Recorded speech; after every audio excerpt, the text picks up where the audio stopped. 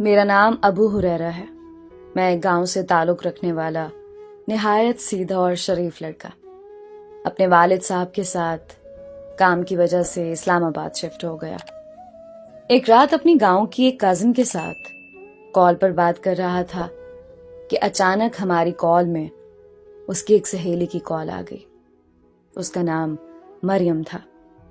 اس لڑکی نے میرے ساتھ بھی سلام دعا کیا اور کچھ دیر گپ شپ ہوئی۔ وہ لڑکی مجھے بات کرنے سے بہت اچھی لگی۔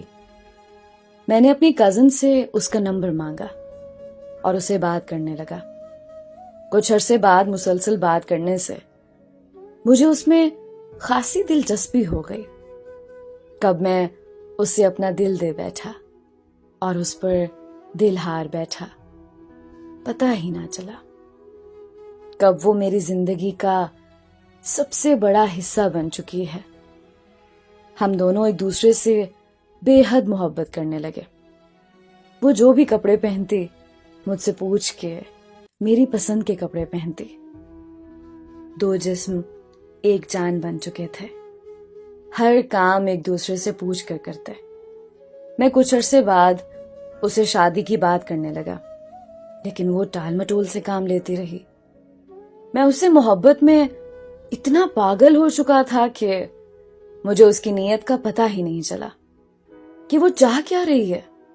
اپنے گھر والوں کو بہت زور زبردستی سے منا لیا۔ بہت لڑائی کے بعد وہ بھی مان گئے۔ ان دنوں میں عید آ گئی اور ہم عید پر گاؤں جاتے تھے۔ جب وہاں گئے تو عید نماز پڑھنے کے بعد ہم سب خاندان والے گپ شپ لگانے بیٹھ گئے۔ سب بزرگ لوگ اپنی محفل لگائے بیٹھے تھے اور ہم کزنز اپنی محفل لگا کر بیٹھے تھے۔ اتنے میں میری کزن کے بھائی نے اپنی بہن کا فون اٹھایا اور اس کی دوست کی تصاویر نکال کر گندی للچائی ہوئی نظروں سے دیکھ رہا تھا۔ وہ میری محبت کو کیسے گندی نظر سے دیکھ سکتا تھا؟ یہ بات مجھے بہت بری لگی اور مجھے شدید غصہ آیا۔ میں اس کو کچھ کہہ نہیں سکتا تھا کیونکہ سب کو میری محبت کے راز کا پتہ چل جاتا۔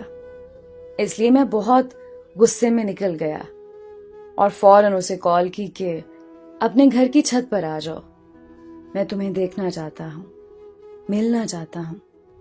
وہ اپنے گھر کی چھت پر آ گئی۔ مجھے دور سے وہ نظر نہیں آ رہی تھی۔ میں نے کال ملائی اور اسے بات کرنے لگا۔ وہ کال پر بات کرتے کرتے مجھے اپنا ہاتھ ہلا کر دور سے اشارے کر رہی تھی۔ اتنی دیر میں گاؤں کے ایک انکل نے ہمیں دیکھ لیا۔ انہوں نے پورے گاؤں میں اعلان کر دیا اور پورے گاؤں میں ایک تماشا سا بن گیا۔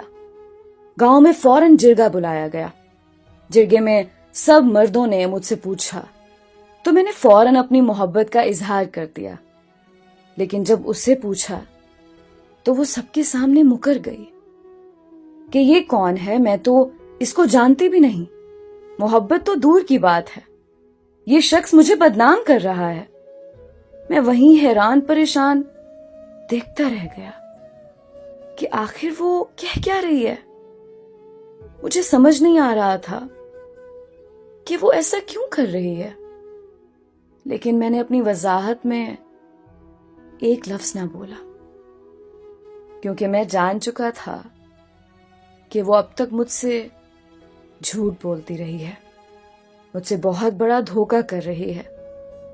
میں نے وہیں خاموشی اختیار کرنا بہتر سمجھا کیونکہ میرے پاس اس کی محبت کے بہت ثبوت تھے، لیکن ان تمام اسباب کا کوئی فائدہ نہیں تھا کیونکہ وہ ان لمحوں میں ہی اتنا بڑا جھوٹ بول کر اور مجھ پر محبت کا بہتان لگا کر میری ہی نظروں میں گر چکی تھی۔